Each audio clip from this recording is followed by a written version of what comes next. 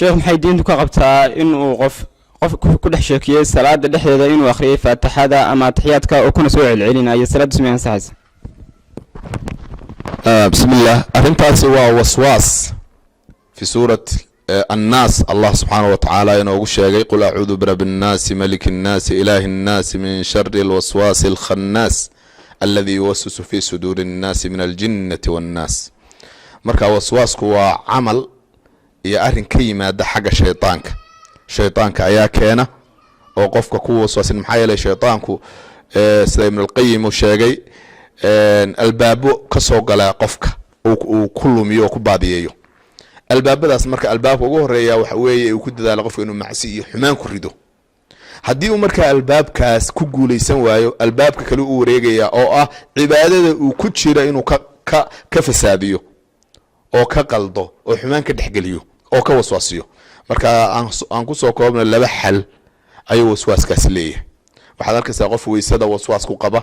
qof suuliga istijada waswaas ku qabo suuliga iska dhex fadhiyay maantaba ama marba ku noqonayo is oranaya sheedan ku oranayo maad isnadiifin si fiican umaad maydhin ila aakhirihi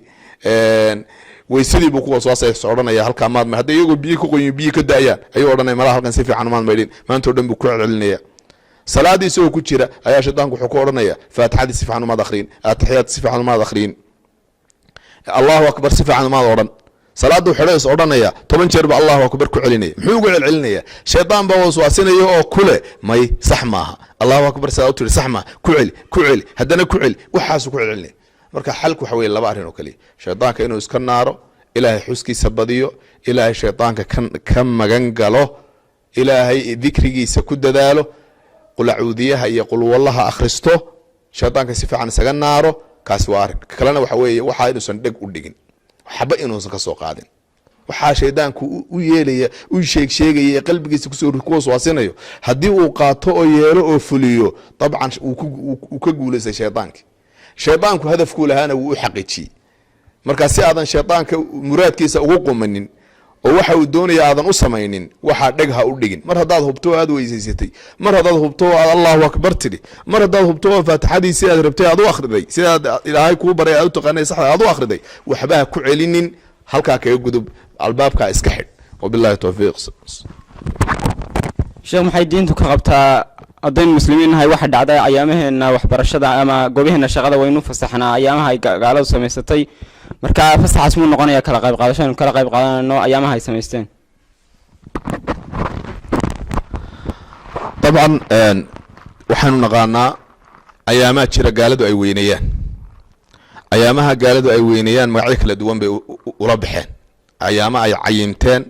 oo sanadka kamida oo ay weynayaan baa jira ama xubbiha ku magacaabaan ama jacayl ku ayaanta jacaylka iyo ayaanta camalka iyo ayaanta kan iyo ayaamaha sanad mid walba waxba ugu buuxda ayaamaha marka way weynayaan siyaabay u weynayaan baa jira marka siyaabahay u weynayaan waxa kamida fasax qaadasho in la fasaxo madaarista dawaa'ir al-hukuumiyya shaqaalaha dawladda waxa soo dhan la fasaxo maalinta maalin feesta laga dhigo sida maalmaha ciidda kale يعني مظهر كوجوين الأورانكر معلمها سويليهن وافصح الداس يعني علامة وجوين إليهن وافصح الداس مرة طبعا هدي علامة دي وجوين يعني مالتها السين هي لقاط أو إن مالتها على فصح أو فاستلا قدقو لا شك وحميش سوق لي إن ده لقود يديك على دي ولا شبه يو لا كان يو وحي سمينين لا سمين يو أي ماشي سوق لي مرة عارن كاسي وكم النقطة كقيب qaadasho gaalada lagala qayb qaatay in la sameeyo dabaaldegoodi iyo xafladoodi iyo ciidahoodi iyo feestadoodi in lagala qayb qaatay hadaan kaasi ka mid noqonaynin de wax kale ka mid noqonaya anigu ma garanayo wabillahi tawfiiq subhanallahi wa bihamdihi su'aashaas dawaa sheekh maxay diintu ka qabtaa hadii uu qof sakadii ku waajibtay وسكدينا قفكينا أنو شيءين حولهنا أي وقت كدب أي ترمين كدبنا وقفكي مردمه وشيء قفكينا وديده ويري قادم ما يمحي له وحران أولا دور سيود بيسوبر كانت هاي مركب كوباد قفك زكاة بحنايا مسكين كانوا زكاة سينيو إنه الشيء وحني إنه زكية هاي ma khasab ah maya daruuri maaha qofku haddaad og tahay inuu miskiin yahay oo faqiir yahay oo mudan yahay in zaka la siiyo zakadii unbaad u dhiibaysaa inaad u sheegto iyo inaad ka aamusto labada waad heli kartaa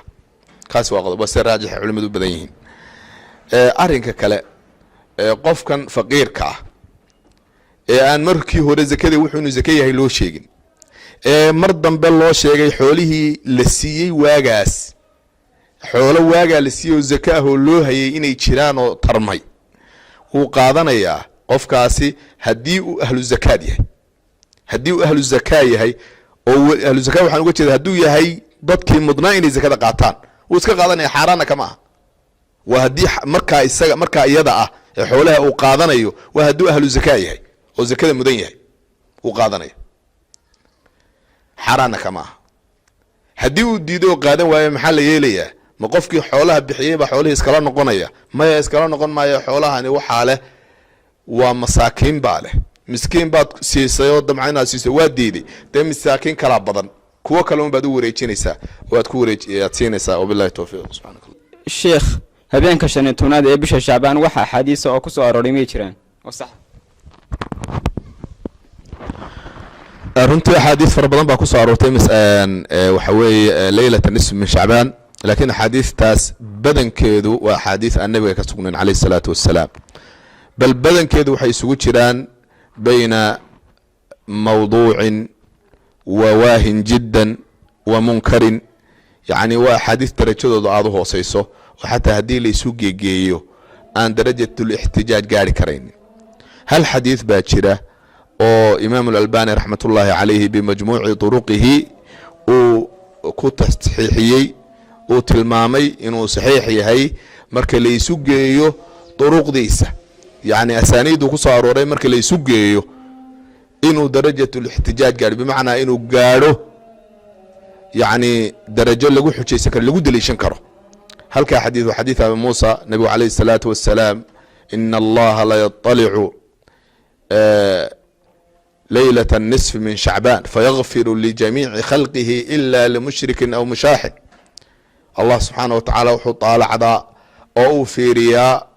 هبين كليلة شعبان أي كربرنتها أي إلهي مخلوقي سفيريا إيغا مركز إلهي سبحانه وتعالى وحو أدافا وعفيا عد كستا أو مسلمين تكمذا وحان كاهن قف مشرك وقاله إيا من مشاحن أو يسقي ولالكي ay cuqdadii ka dhaxayso yacni cudur ka dhaxeeyo xadiidkii kale isagoo caamka ahaa ee nebigu calayhi salaatu wassalaam sheegay leyla shahri bishoo dhan dee ku saabsanaa oo nebigu bisha shacbaan guud ahaan inuu soomka badin jiray markii la weydiiyey nebigu calayhi salaatu wassalaam uu sheegay inay tahay bishani bilay dadku khaflad iyo mooganaan galaan oo rajab iyo ramadaan u dhaxaysa iyo in acmaasha ilaahay subxaanahu watacaala loo bandhigo bishatan taasi bishoo dhan baa xadiidkaasi ku saabsan yahay laakiin leylata nisf min shacbaan saan su-aasha u fahmay hadday tahay habeenka shacbaan kale barhkeeda wax xadiidahoo sugan oo ku soo arooray oo aan xadiidkaas imaam alalbani uu sugay ahayn ma xasuusni wabillahi towfiiq subxaanaka allahuma bixamdika ashhadu an laa ilaha illa anta astaqfir su-aasha xigta waxay leedahay sheekh miyay bannaanta inaan ka ganacsado qurxinta dumarka sida maykaab marintooda طبعا qurxinta dumarku waa mawduuc ballaaran oo guda ballaaran wax bannaan iyo waxaan bannaanayn ayuu isugu dhex jiraa waxaad ka ganacsanaysaa wixii bannaanaaye culimmadu ogolayd haddii uu yahayna dee inaad ka ganacsataa way bannaanta waxaan bannaanayn oo culimmadu ogolayn baa jira culimmada ayaan odhanay sharciga ilaahay subxaana wa tacaala aanu ogolayn baa jira waxaa in la sameeyana ma bannaana in laga ganacsadaana ma bannaana marka taasina waxay u baahan tahay waxaan aad ka ganacsanayso tafaasiishiisa in la helo si xukum waafiya lagaaga siiyo oo lagu yidhaahdo waxani ama waa wixii bannaanaa ee laga ganacsan karayey ama waa wixii aan bannaanayn ee ay ahayd in faraha lagala baxo waa in waxaan aad ka ganacsanayso tafaasiishiisa la helaa muxuu ka kooban yahay muxuu dhib keeni karaa maxaa faa'iido ku jirta maxaa su-aalahaas waa in jawaabahooda la helaa markaasaynu dee xukum siin karaa wabillahi towfiiq subxaanaka allahuma bixamdika ashhadu an laa ilaha sheekh su-aashan waxaa soo qoray nin doctora waxa uu leeyahay waxaa ii timi haweeneydaasoo sida uur sharci darra ah oo ka ilaa 6 usbuuc meelahaas ah waxayna igu tiri uurka iga soo rid haddii kale anaa isdilaya intaanu aabahay idilin marka hadday isdisho miyaan wax dembi aanu ku leeyahay waa talabaad ilmuhu inta ugu yar ku caloolgeli karaa waa intii بسم الله الرحمن الرحيم الصلاة والسلام على رسول الله وبعد runtii mushkiladani waa mushkilad jirta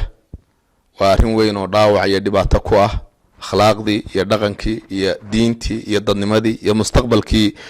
qofkaba waa faaxisha bimacna alkalima sidii allah subxaanahu watacaala uu ku sheegay walaa taqrabu zina inahu kana faaxishatan wasaaa sabiilah faaxisha waa dembi foolxumada ka gaadhay meeshii ugu dambeysay su-aasha haddaan kusoo dhawaado culimadu guud ahaanba waxay ka doodaan oo ka hadlaan ilmo uurka galay in lasoo ridaa ma banaanta laba unbaa loo kala qaadaya 120 habeen inuu gaadhay oo ilmuhu uu gaadhay xilligii nafta lagu afuufayo iyo inuu ka yar yahay waa marka caadi looga hadlayo ilmo caadi u calool galay oo sharciya 120 wixii ka sareeya 120 habeen wixii ka sareeya ilmaha in lasoo ridaa ma banaana sinaba uma banaana 120 habeen wixii ka hooseeya ilmaha waa lasoo ridi karaa hadday jirto sabab sharciya maxaa yaani arrin keenaya oo banaynaya hadii uu jiro arrinka maxaa kamid ah waxaa kamid ah caafimaadka hooyada kale waxaa kamid ah hadii ku soo ogol yahay in ilmihi يعني caafimaadka hooyadu bay isku soo gudagelay yani arimaha waxaanu midaal uga dhigi karaa keeni karaa in hooyada caafimaadkeedii loo boqo waxyaabaha marka musawiqaadka aan kamid ahayn ee ilmaha dartii aan loo soo ridi karin waxa kamid ah waxaan kala koriska la yiraahdo waxa kamid ah inuu ka walwalsan yahay ama ka baqsan yahay aabuhu caruurta masaariifteedii iyo biilinteedii inuu ka cabsanayo waxa kamid ah waxyaabaha aan loo soo ridi karin aan cudur daarka noqonaynin ilmuhu inuu sharci darreeyo marka ilmuhu hadii uu ilmahana sharci darreeyo darteed kuma banaanaanayso in ilmaha lagu soo ridaa ama ha gaadho 120 ama yaanu gaadhin ilmaha in la soo ridaa ma banaana qofta macaashida ku dhacday ee xumaanta ku dhacdayna xumaanta iyada asturkeedii iyo qarinteeda in laga qayb qaato albaabka la fura iyaduna mafsado kale kaga dhalanayso ma banaana maxaa yeelay waxa jira dad fara badan oo aan ilaahay cabsidiisu ku jirin oo cabsida ilaahay darteed aan waxaan isaga daynayno zinada iyo xumaanta aan uga dheeraanaynin cabsida alla darti bal uga dheeraanayo xumaanta isaga ilaalinaya waad ceeboobaysaa waa lagu ceebeynaya reerkiina la ceebeynaya xumaantaas sidaas xumaanta isaga ilaalinaya hadii marka albaabka la furo la yiraahdo waxa weeye waa la soo tuuri karaa waa la iska soo nadiifin karaa hadii albaabka la furo taa macnaheedu waxa weeye qof kasta oo aan ilaahay ka cabsanayni intuu iska dardarsado hadda inuu yiraahdo cidina ku ogaan meesay intaad iska sameeyso waxa doonto hadii wax kugu soo baxaana waxa iska soo tuur nuusa isku qanciyo marka xumaantii iyo macsiyadii ay sida ku fido oo ku faafto marka sadan lidhariic albaabkaas si loo awdo waa in arintaas aan la banaynin marka arintaas ma banaana gabadhaas tahdiidka ay ku goodiyayso waan isdilayaana waa dambi kay gashay ka sii weyn kii ay gashay dambi ka sii weyn fadeexada adduunyada ay ka baqayso fadeexada aakhira jirta ayaa ka weyn marka iyaduna ilaahay ka cabsato isaguna gabadha sidii uu badbaadideeda uga qayb qaadan lahaa ee kale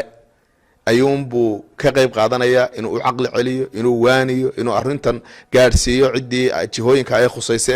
ee maaragtay wax ka qaban kara inuu iyada dejiyo maaragtay arrimahaas ayuunbaa lagu xallin karaa laakiin inuu isagu maaragtay si gaara ula tasarrufo oo ilmihii soo rido oo yidhaahdo iska tag arrintaas ma banaana wabillahi tawfiiq